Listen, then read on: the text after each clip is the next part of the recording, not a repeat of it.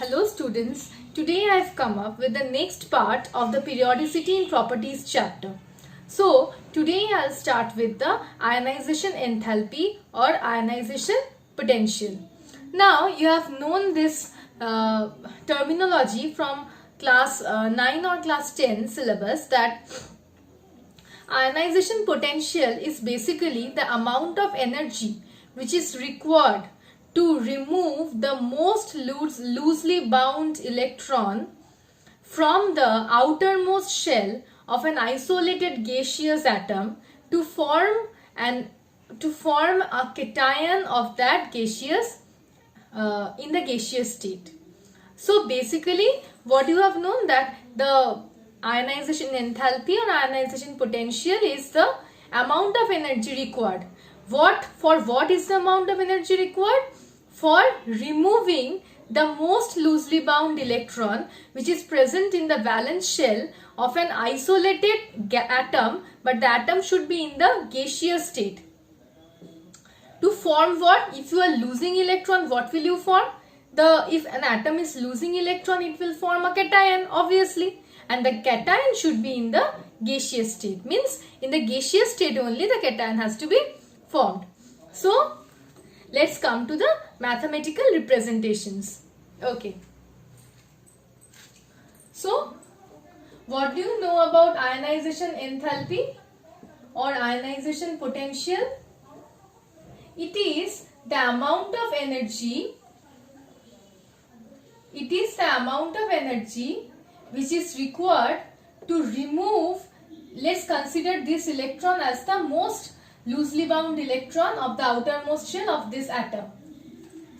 So the amount of energy which is required to remove this electron from the outermost shell in order to form a cation. If this is let's consider this atom as A, then if this electron is removed, then it will form A plus. So A plus cation in the gaseous state. We represent IE as del H or IE.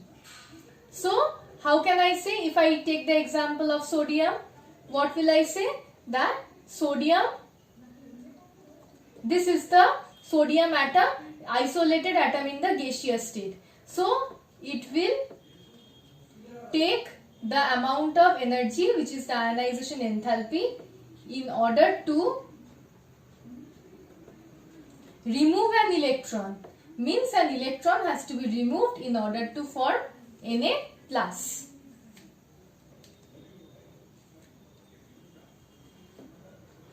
Gaseous state, gaseous state. Also, if I write like this, I can also write like this.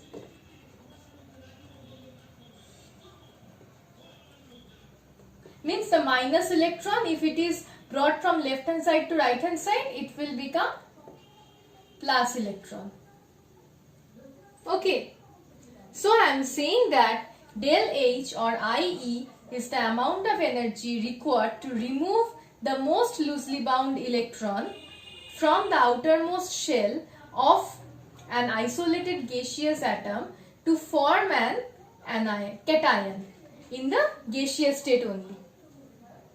I have written the states within brackets. Okay. So now if only one electron is removed, the amount of ionization enthalpy means the amount of energy required to remove the first electron. The amount of energy which is required to remove the first electron from the isolated gaseous atom is known as the first ionization energy, which can be represented as del H1.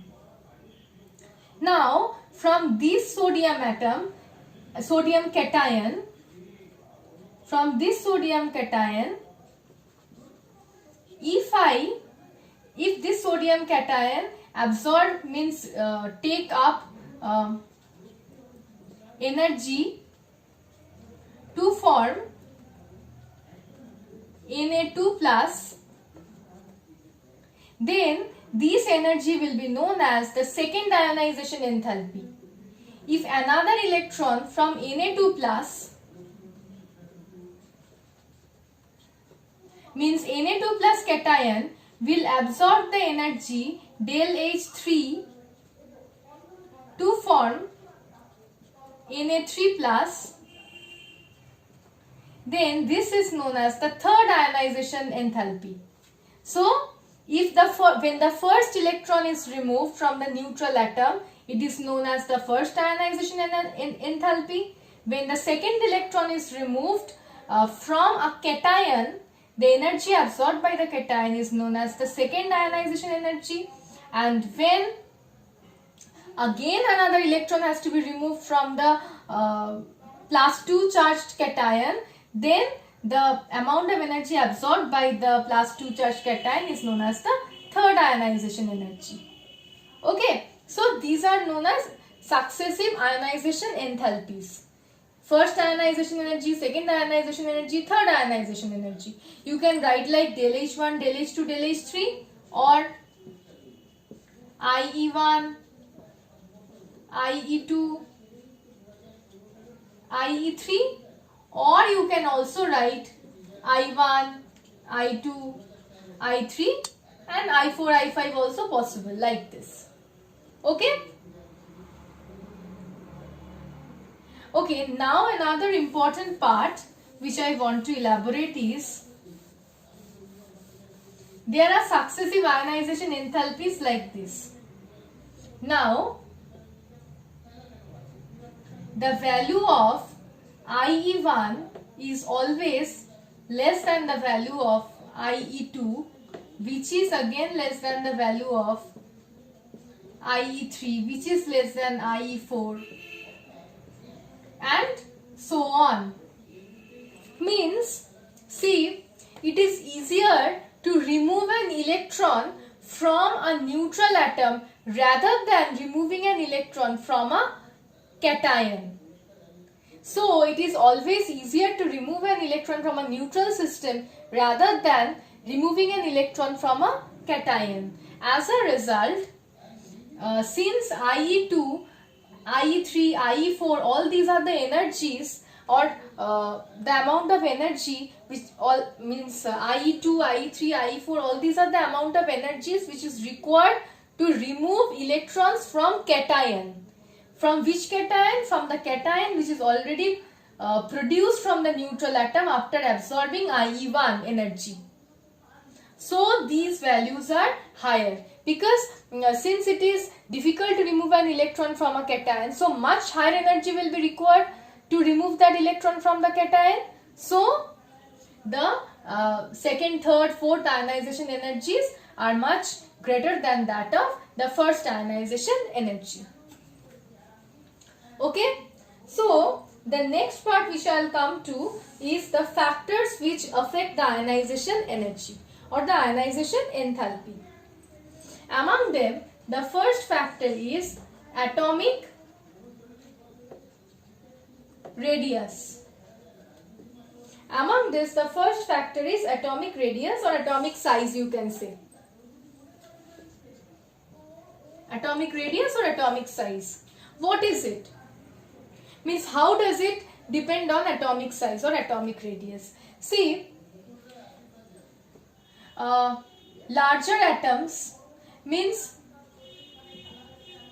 with increase in atomic radius,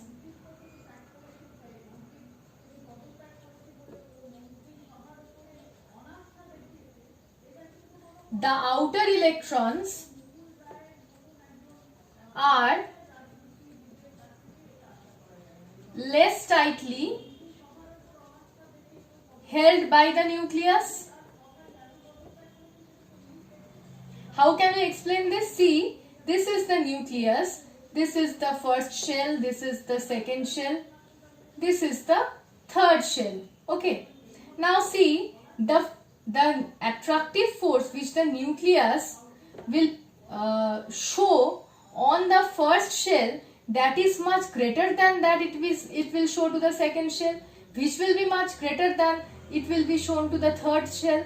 Means as the number of shells are increasing, the electrons which are present on the outer shells are much away from the nucleus. So the attractive force of the nucleus will decrease.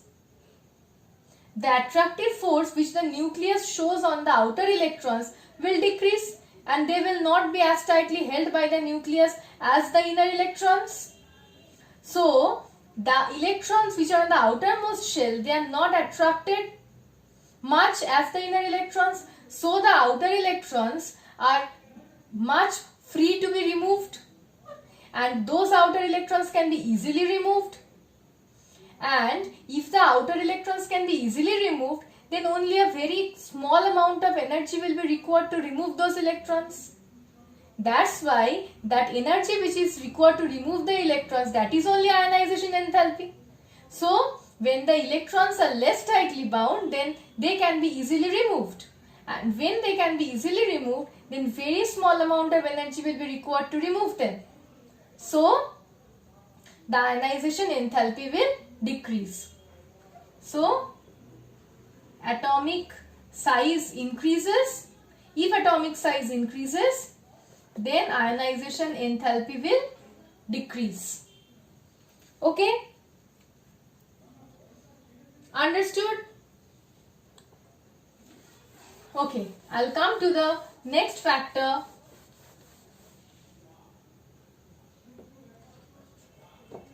Nuclear charge.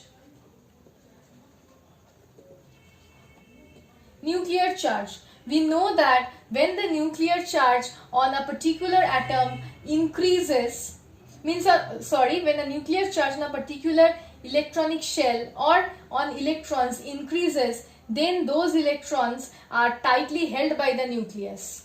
So when the nuclear charge increases, the electrons are tightly held by the nucleus. So it will be very difficult for those electrons to be, for the outer electrons of those atoms to be removed easily.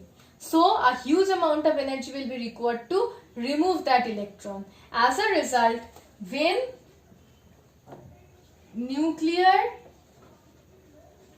charge increases, ionization enthalpy will also increase. Okay? Now I'll come to the third factor, which is the shielding or screening effect. I have already described the screening or shielding effect is basically the tendency of the inner orbitals to screen or to shield the nuclear charge from the outer orbitals or outer electrons. So when if the screening effect is more, if the screening or shielding effect is more, then the outer electrons will be less tightly held by the nucleus, because the nuclear charge on the outer electrons becomes less.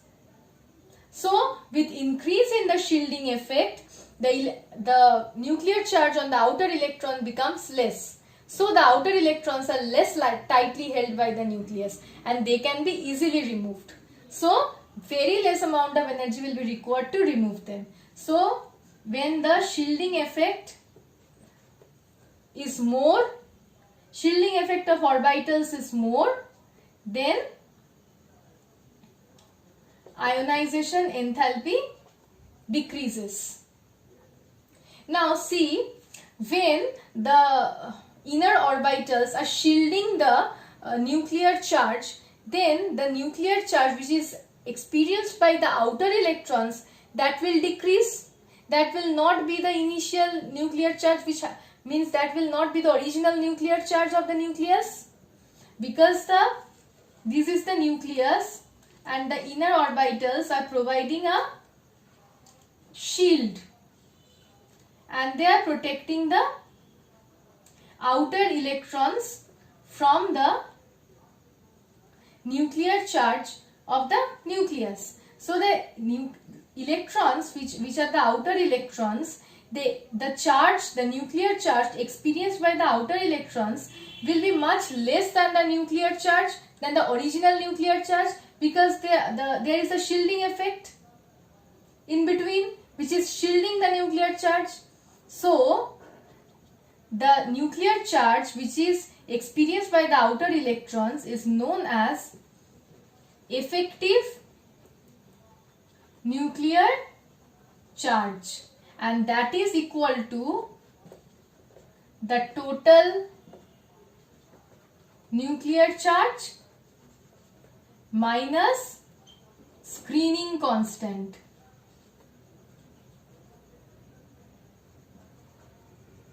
Screening constant is also denoted by sigma, and the effective nuclear charge is known as capital Z star. So the effective nuclear charge will be the total nuclear charge minus the screening constant. Also remember, the screening or the shielding effect is mainly possible for multi-electron system, means for those atoms which consist of many electrons. Okay, this is the third point.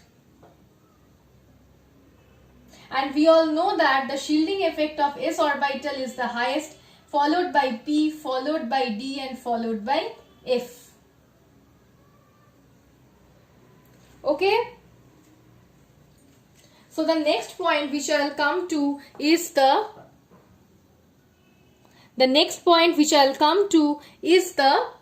penetration effect.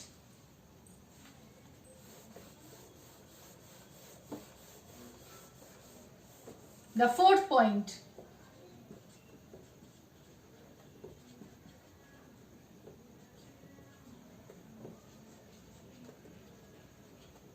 Okay, now what is penetration effect? Penetration effect means certain orbitals have a tendency to remain closer to the nucleus. For example, the greatest example is the s subshell, which has a great tendency to remain closer to the nucleus. Okay, so why the ionization enthalpy depends on this penetration effect? Because if the electrons, this penetration effect is also maximum for s orbital, followed by p, followed by d, and followed by f. Now the f orbital has the lowest penetration effect. Now just think of the logic that if the outer electron is present in a d orbital, then the d orbital does not have much high penetration effect. So what will it do? It will try to remain away from the nucleus. So when it is remaining away from the nucleus, the effective nuclear charge experienced by the d electrons will be much less, because they are away from the nucleus, and that's why they can be easily removed, and less amount of ionization energy will be required to remove that electron. So IE value will be less. Now if an electron is present in the s orbital, then the s orbital has high penetration effect. It will try to remain closer to the nucleus, and since the s subshell will try to remain closer to the nucleus, so the electrons present in the s subshell will be tightly held by the nucleus, so they cannot be easily removed. So a much higher energy will be required to remove those electrons, and so the IE would increase.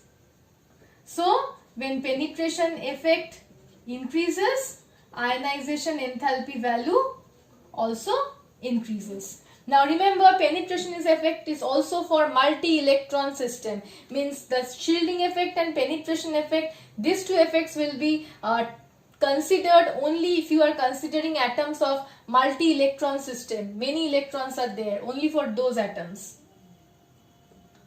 Okay, now I'll come to the fifth point, which is the partly or fully filled orbitals. Now I have told you in the last video that the part means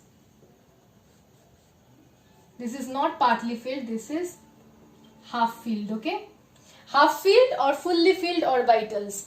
Now I have told you in the last video only that half filled and full filled orbitals or half filled and full filled configuration have extra stabilization, because of the symmetry and the exchange energy factor. They have extra stabilization. So if an atom consists of half filled or fully filled orbitals, then electron cannot be easily removed from that atom because they have gained the extra stabilization.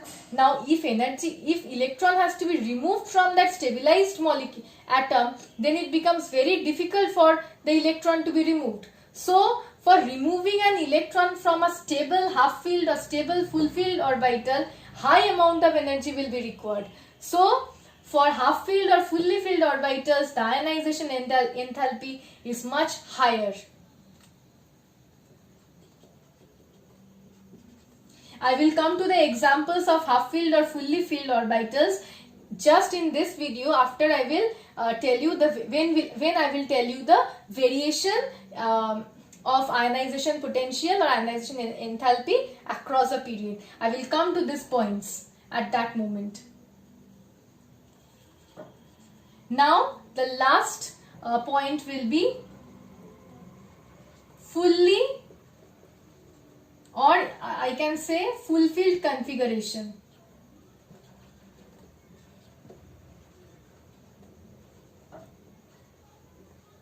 Like if I give you an example, if I say NS2 NP6 for representative elements only, okay, NS2 NP6. If this is the configuration NS2 NP6 means the outermost configuration, then they are very stabilized. It is very difficult to remove any electron from this system. This is the case of noble gases. Neon has an outer electronic configuration of 2s2 2p6. Argon has an outer electronic configuration of 3s2 3p6. 4s2 4p6, like this. See, for the noble, that's why the noble gases are so stable, because they have the full field configuration.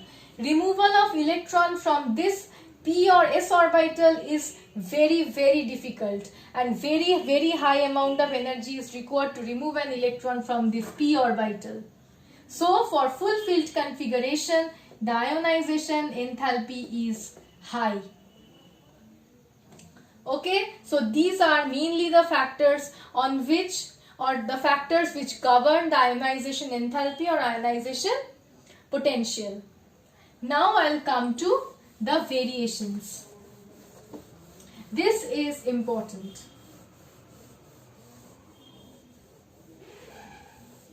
First I will show you a plot like this. I can't show you the plot completely. You will see the plot is present in your book. I will just show that much which much is required for my explanation.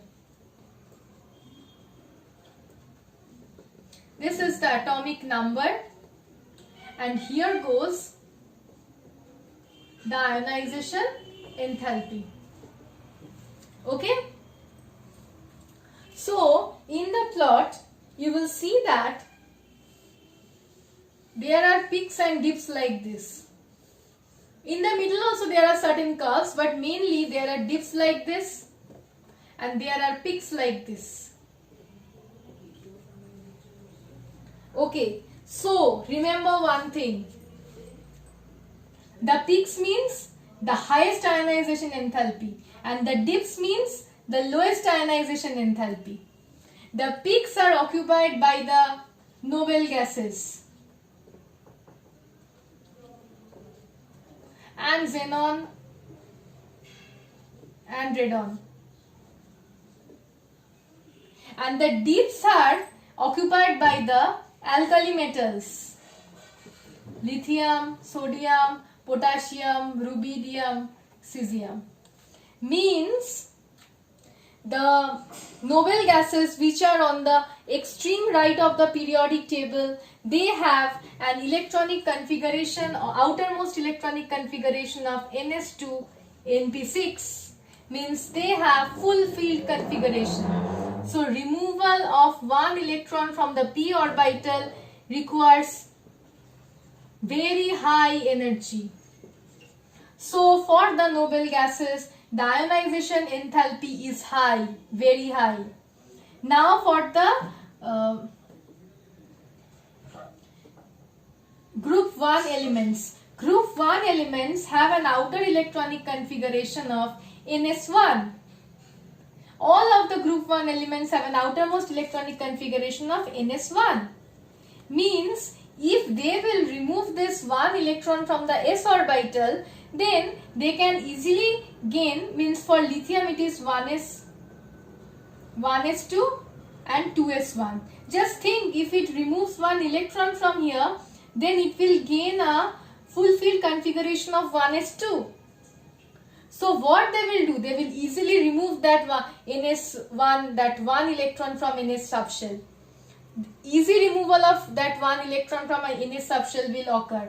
So for the alkali metals, means the group 1 elements, the ionization energy is low, and that's why they are present at the dips.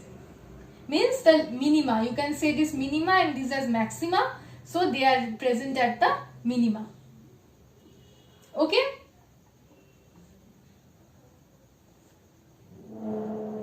Okay, now I am rubbing this. Next I will come to the variation along the period, and this is very important, variation along the period and variation along the group. So I will show you the graph.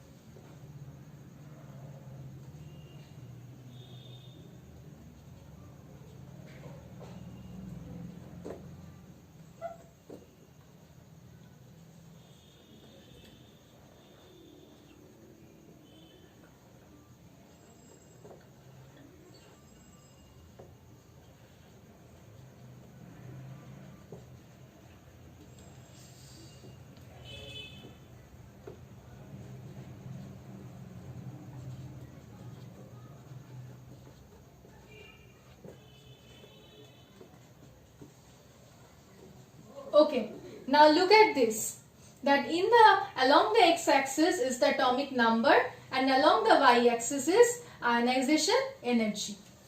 What you can see? See, when you were small, you used to learn that along the period, the ionization potential increases. Along the period, the ionization potential increases. Okay, when you were till class 10, you used to learn this. But just look at this. Yes, it is feasible that along the period, from moving from lithium, I am talking about period 2, moving from lithium to neon, the ionization energy increases. It increases. But why from lithium to beryllium, it increases. But again, why the ionization enthalpy of boron is less than beryllium? Why the ionization enthalpy of oxygen is less than that of nitrogen? Why? The major reason behind this is beryllium. Beryllium has an electronic configuration of 1s2, 2s2. Just look at the configuration. It has full field configuration. S orbital can accommodate a maximum of 2 electrons. And look at beryllium. Beryllium has 2 electrons, 2s electrons.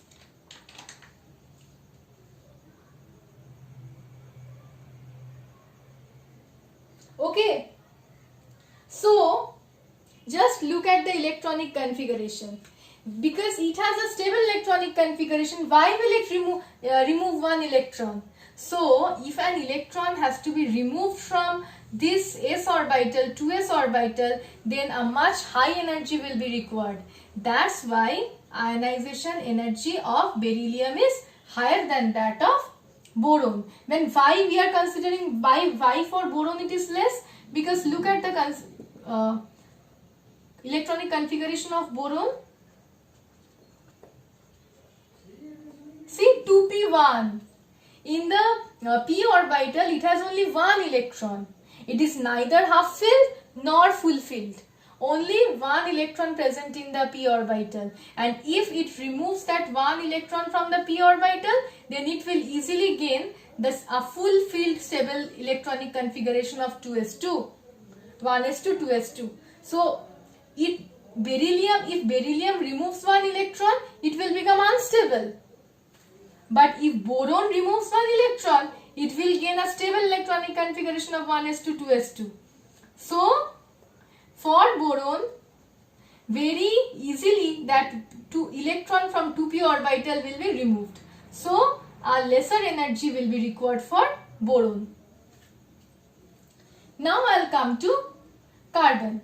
Now see, normal carbon increases nitrogen, but from nitrogen to oxygen it should increase. Then why nitrogen's ionization enthalpy is greater than that of oxygen? Now again comes the electronic configuration problem.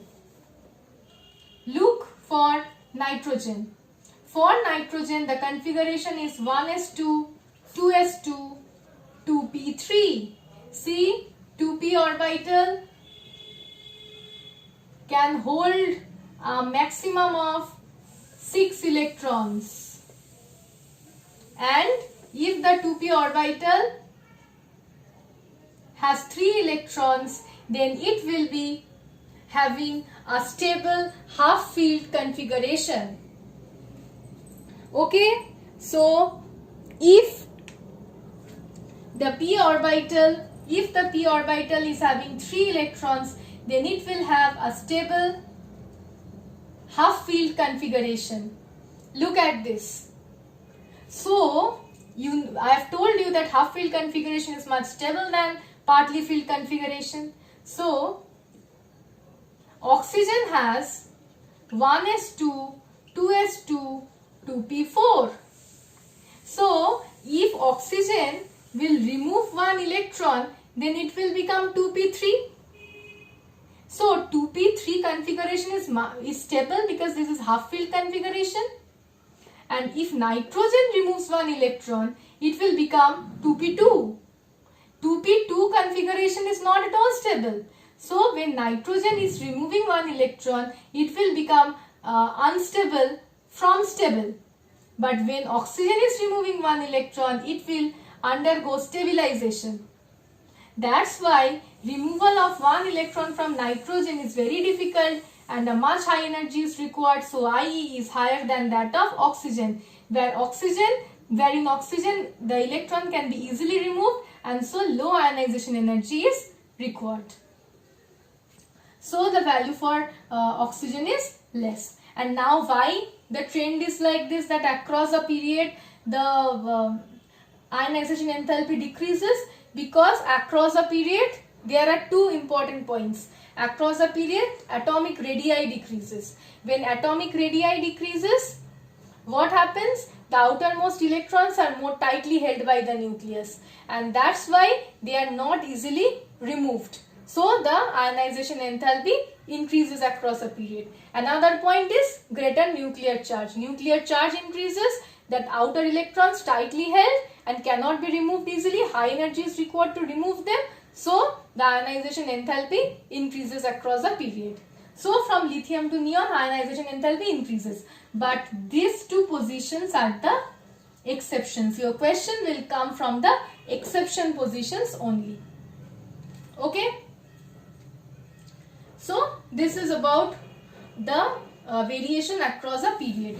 Now if I come to variation down a group, that is very simple. If I come to variation down a group, it is very simple. This is atomic number and this is IE.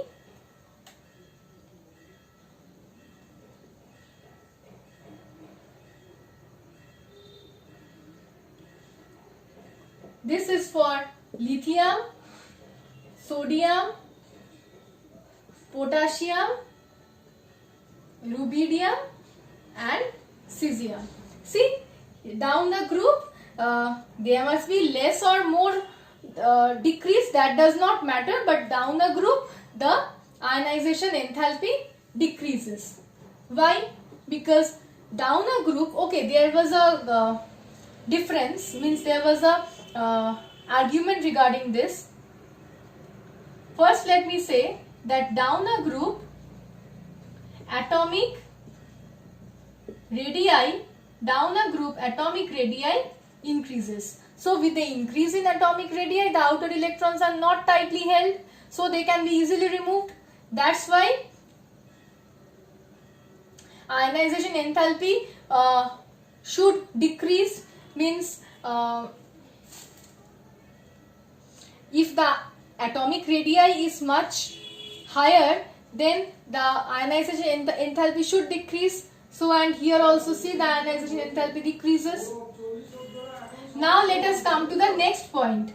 For the next point, we are having the shielding effect.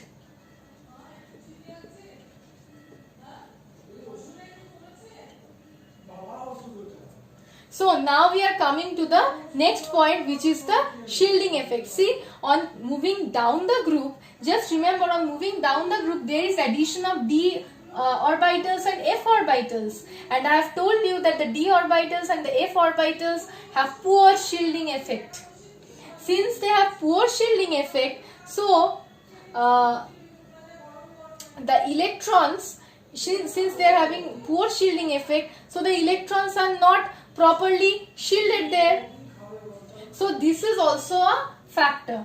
And now the third factor is nuclear charge. The last factor is nuclear charge, which also increases down the period, but down the group, sorry. But the fact is that the combined effect of the increase in size and shielding effect means, see, the nuclear charge also increases, but this effect is not considered. Why? Because the combined effect of atomic radii and shielding effect will outweigh the effect of this nuclear charge. So down the group the ionization enthalpy decreases. Okay. So in this video I have talked about, or I have taught you about the ionization enthalpy. In the next video I will start with electron gain enthalpy. That is also a very interesting part.